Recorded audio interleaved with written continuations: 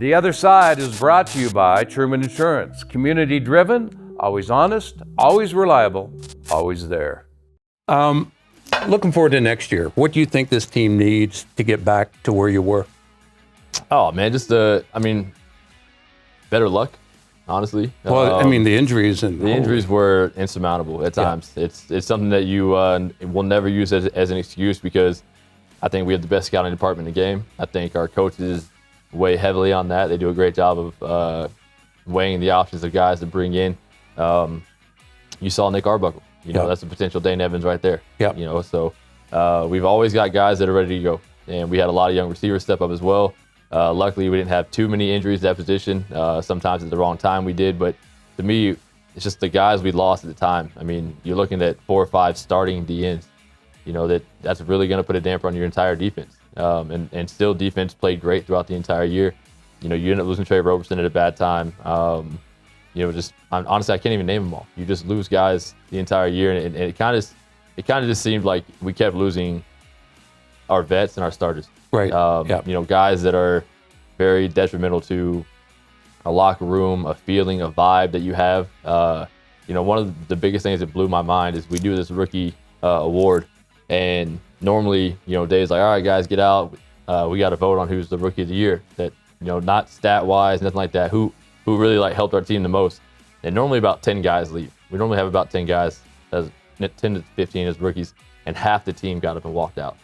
And you could see it on the vets' faces. We all kind of looked around like in shock, like we could not believe how young our group was. Yeah. And I think it was a weight on the vets to understand that, to say, okay, we've got to pick up a little bit. We've got to make sure we're being a little bit more voice in the locker room. But the positive thing I'll say is it allowed a lot of young guys to make a lot of plays, get a lot of playing time, get some experience, and experience failure. And there's not a better teacher than failure. So I think those guys are going to come back hungry and ready to go.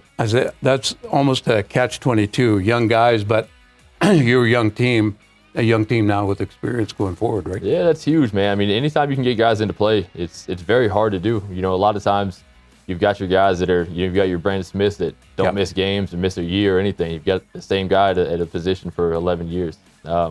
He's going to be an impossible guy to replace. It's missing guys like that you've got to look at young guys and say, hey, man, we need somebody to step up and be that guy for us. We need somebody to not be afraid to be a little bit vocal, even though you might be young. But wait until you're making those plays. Wait till you see guys looking at you. And I think that's the biggest thing for me is don't go out of your way to speak.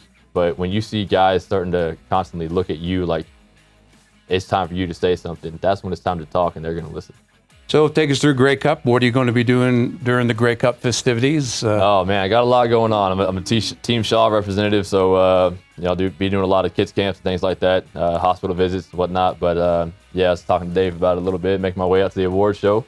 Haven't decided if I'm going to the game yet or not. I went in 2015, I think it was, when Edmonton played Hamilton. Right. Or no, Ottawa. It was Mike and Henry. And it was tough. It's tough to sit in the stands as a fan and watch the game when you want to be in it so bad. So if I watch, it might be from home, so I can just have a couple extra drinks.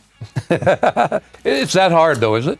If you're a guy that expects to be there, it's just the way I train, the way I prepare. I think a lot of guys in our locker room and our staff feel that way.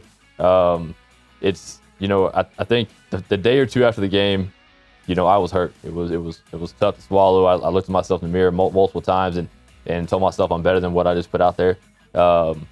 And that goes away, because you start to remember who you are and understand that, you can always change that. And that's the beautiful thing about football. But at the same time, even when the games came on, the final games, it was hard to watch and understand that as you're watching guys, maybe not play well or whatnot, like, man, that could have been us. We could have been in that game and we could be playing in front of our own fans at home. During the year, you watch a lot of games, though, don't you? You watch it to see what they're doing and pick up stuff? Yeah, I feel like you have to. I feel like you get a vibe of, to me, just kind of what's going on defensively. There tends to be a very consistent coverage, I would say, throughout the entire year.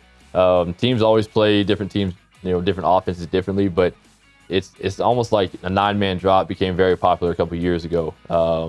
And combo coverage has kind of come back a little bit. And I think that's something that you kind of start to see if you watch more and more games, and you realize, okay, well, this is how they're playing, other quarterbacks that are more similar to me. So I think you always want to try to pick up on what guys are doing and how they call defenses differently against other quarterbacks.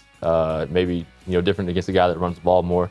But yeah, I think it's fun to watch, man. If you're a fan, if you love football, it's hard not to turn the games on.